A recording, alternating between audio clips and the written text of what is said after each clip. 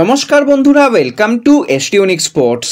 বন্ধুরা, এই ভিডিওতে আমরা কথা বলবো কিছু ক্রিকেট আপডেট নিয়ে, যেখানে আর মাত্র কয়েকদিন বাদে আইপিএল শুরু হতে চলেছে। তার আগে কেকেআর শিবিরে কি খবরাখবর এসেছে সেগুলো তোমাদের জানাবো। আইপিএলের টিকিট নিয়ে কিন্তু একটা বড়সড় সমস্যা তৈরি হয়েছে, সেই টিকিটের আপডেট শেয়ার করার সাথে সাথে মুম্বাই শিবিরে বড় ধাক্কা এবং শ্রেয়াস আইয়ারকে নিয়ে একটা গুড নিউজ রয়েছে, সেটাও শেয়ার করে নেব আমরা এই ভিডিওতে।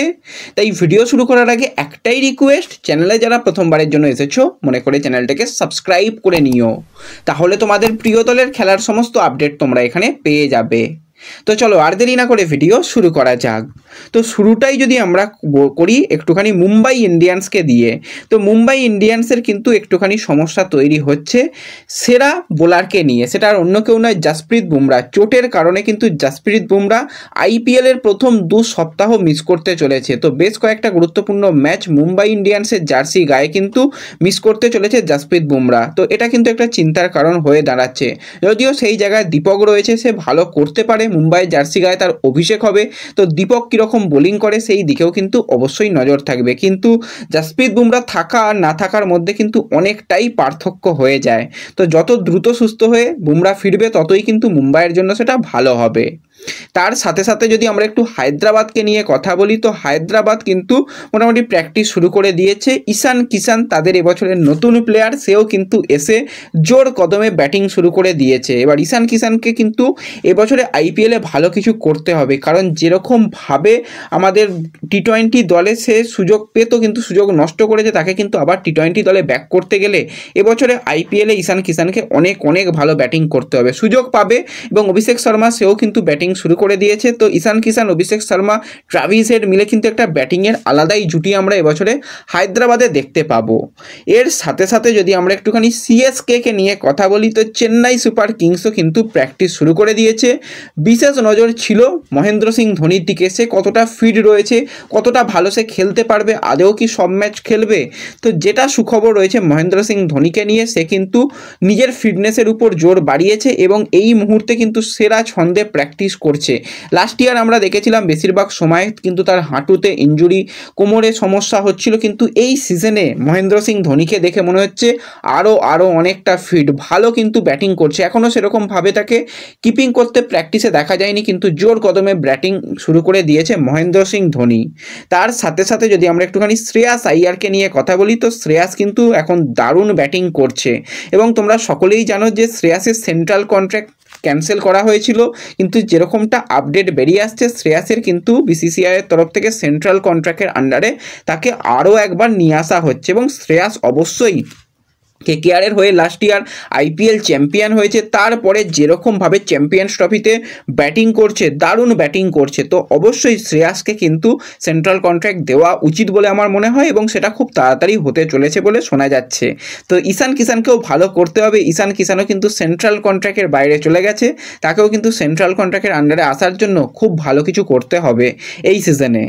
তো এর সাথে সাথে যদি আমরা একটুখানি কেকেআরকে নিয়ে কথা বলি, তো কেকেআর তো তারা প্র্যাকটিস শুরু করে দিয়েছে, যেরকমটা শোনা যাচ্ছে 12 তারিখ থেকে ইডেনে প্র্যাকটিস শুরু হবে। তার আগে কিন্তু ভেঙ্কটেশ আইয়ার, কেকেআরের ভাইস ক্যাপ্টেন, কিন্তু বড় বার্তা দিয়েছে। তো কলকাতা খেলার শহর, এই শহর নায়ক তৈরি করে, তারা প্রত্যেকটা খেলোয়াড়কে খুবই ভালোবাসে অন্তর থেকে। কলকাতায় এসে কলকাতা নাইট বা মোহনবাগানকে হারানো বাকি দলদের কাছে অনেক কঠিন কাজ, এবং আমাদের সমর্থকদের অফুরন্ত ভালোবাসা স্টেডিয়াম জুড়ে আমরা পাই এবং তার বাইরেও কিন্তু আমরা পাই, এটা কিন্তু জানিয়েছে ভেঙ্কটেশ আইয়ার। এবং তার সাথে সাথে কেকেআর যে প্র্যাকটিস শুরু করবে সেখানে ইন্ডিয়ান প্লেয়াররা মোটামুটি অ্যাভেলেবেল রয়েছে, বরুণ চক্রবর্তী আর হর্ষিত রানা বাদ দিয়ে সবাই মোটামুটি রয়েছে। এবার বিদেশি প্লেয়াররাও কিন্তু আসতে চলেছে, যেরকমটা শোনা যাচ্ছে সুনীল নারিন কিন্তু রওনা দিতে চলেছে, আজ বা কালকের মধ্যেই সে রওনা দেবে এবং খুব তাড়াতাড়ি কিন্তু সে কলকাতায় এসে যাবে। প্রথম বিদেশি হিসাবে হয়তো সুনীল নারিনই আসতে চলেছে, এরকমটা খবরাখবর বেরিয়ে আসছে। তো অবশ্যই নারিনের উপর নির্ভর করবে সে কতটা ভালো ফিট রয়েছে, এবং নারিন যদি ভালো ছন্দে ব্যাটিং বোলিং দুটোই করতে পারে তো খুবই ভালো হবে। এমনিতে নারিন দারুণ বোলিং করে, তার সাথে বরুণ চক্রবর্তীর একটা বোলিং 8টা ওভার কিন্তু যে কোনো দলের জন্য প্রচণ্ড পরিমাণে চাপের হয়। এবার যদি নারিন ব্যাটিংও করে দিতে পারে মোটামুটি তো ভালোই হবে, তাহলে কিন্তু একটা ভালো জায়গায় কেকেআর থাকবে। তা না হলে কিন্তু ওপেনারে বেশ কিছু চেঞ্জেস করতে হবে। তো কেকেআর নিয়ে পরে আরও আলোচনা করা যাবে, কীরকম প্লেইং 11 হতে পারে, সমস্ত কিছু নিয়ে পরে আপডেট শেয়ার করে দেব। এবং এর সাথে সাথে তোমরা টিকিট নিয়ে অনেকে জানতে চাইছিলে। তো কেকেআরের প্রথম ম্যাচ রয়েছে আরসিবির সঙ্গে এবং দ্বিতীয় হোম ম্যাচ রয়েছে হায়দ্রাবাদের সঙ্গে।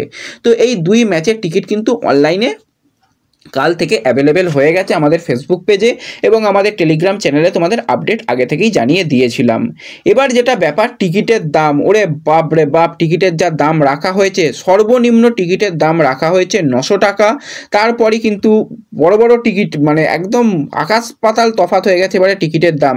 সেখানে 2000, 3000, 5000, 10,000, 15,000 এবং সর্বোচ্চ 35,000 টাকার পর্যন্ত টিকিট রয়েছে। এবং টিকিট শুধুমাত্র অনলাইন কাটা যাবে, কোনো রকম অফলাইন টিকিট পাওয়া যাবে না বলেই শোনা যাচ্ছে। এবং বেশ কিছু বড় ম্যাচ যেরকম RCB match, Mumbai match, Chennai match, এই 3টে ম্যাচে কিন্তু টিকিটের দাম বেশ কিছুটা বেশি রয়েছে। বাকি কিছু ম্যাচে টিকিটের দাম তুলনামূলক একটু কম থাকবে, কিন্তু এই বড় বড় ম্যাচগুলোতে টিকিটের দাম অনেক বেশি থাকবে। অনলাইনে এখন কিন্তু সমস্ত টিকিট একবারে ছাড়েনি, অল্প কিছু টিকিট ছেড়েছিল কালকে এবং সেটা সঙ্গে সঙ্গে সোল্ড হয়ে গেছে। বেশিরভাগই টিকিট পায়নি 900 টাকার টিকিট, হয়তো কেউই টিকিট পায়নি, এরকম হতে পারে, কারণ ভিতর থেকে অনেক রকমই কারচুপি থাকে তোমরা জানো। তবু একটু তোমরা বুকমাই শো ফলো করে রেখো, যদি টিকিট অ্যাভেলেবেল সেখানে হয় সেখান থেকে টিকিট কেটে নিও। এবং রিডিম কবে হবে, কখন হবে, কোন সময় হবে সেটা পরবর্তী সময় আমাদের ফেসবুক পেজ এবং টেলিগ্রামে জানিয়ে দেব। তো এই ভিডিওতে এটুকুই আপডেট শেয়ার করার ছিল। ভিডিও ভালো লাগলে সকলে একটু লাইক শেয়ার করে দিও। চ্যানেলে প্রথমবারের জন্য এলে চ্যানেল সাবস্ক্রাইব করে নিও। তো দেখা হবে পরবর্তী ভিডিওতে, ধন্যবাদ।